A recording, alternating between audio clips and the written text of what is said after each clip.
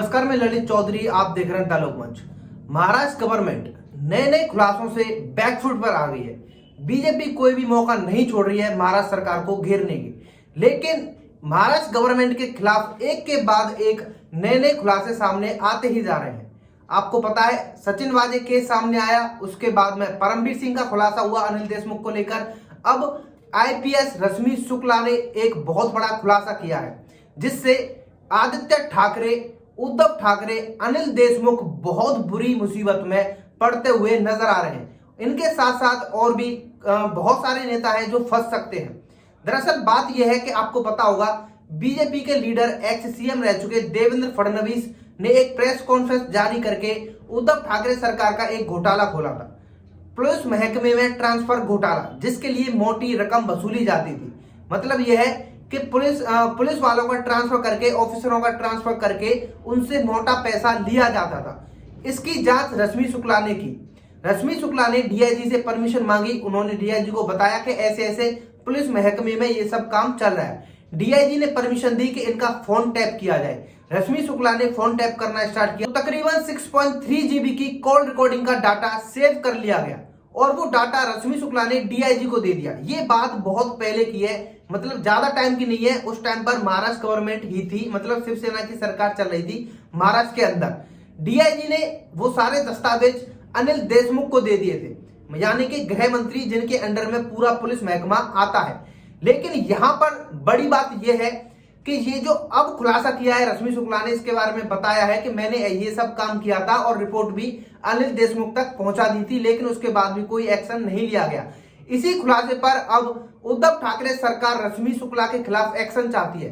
वो चाहती है कि रश्मि शुक्ला के खिलाफ एफआईआर दर्ज हो, क्योंकि वो उनकी छवि खराब करने की कोशिश कर रही है। लेकिन यहां पर वो खुद उल्टे फंस गए हैं, क्योंकि रश्मि शुक्ला ने ये बात बहुत पहले ही उन तक पहुंचा दी थी। इसका मतलब यह है कि अनिल देशमुख ने एक्शन नहीं लिया था। अगर वो अपनी जगह सही थे तो उन्होंने एक्शन क्यों नहीं लिया, और वो क्यों अब रश्मि शुक्ला के ऊपर एक्शन लेना चाहते हैं, यहां पर यह बहुत बड़ा सवाल है।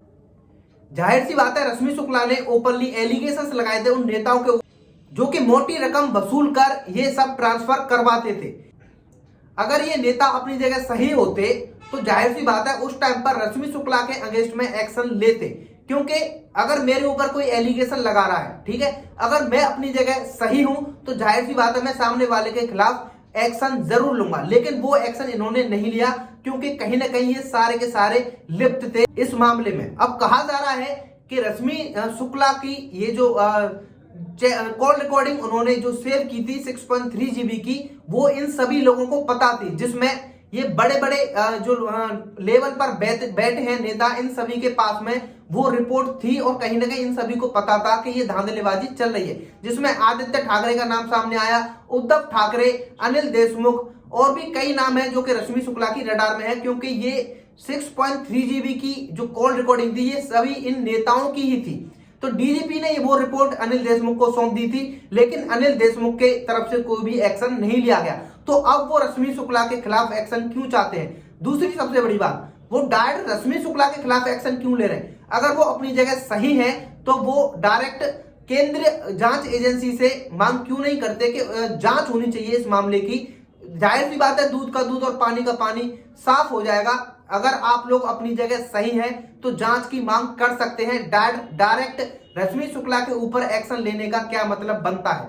तो यहाँ पर ये सभी लोग अपने ही बयानों में फंसते जा रहे हैं। एक के बाद एक घोटाले इनके सामने आते जा रहे हैं, जिसको लेकर अब महाराष्ट्र गवर्नमेंट बैकफुट पर आ गई है। बीजेपी लगातार प्रेशराइज कर रही है उद्धव ठाकरे को, जिसके रिजल्ट सामने आ रहे हैं कि ये लोग बौखलाकर कुछ भी बयान दे रहे हैं। आप लोगों का क्या कहना है इस बारे में? आप लोग कमेंट करके बता सकते हैं। फिलहाल नई वीडियो में इतना ही, मिलते हैं आपसे एक और नई वीडियो में नई इंफॉर्मेशन के साथ। धन्यवाद।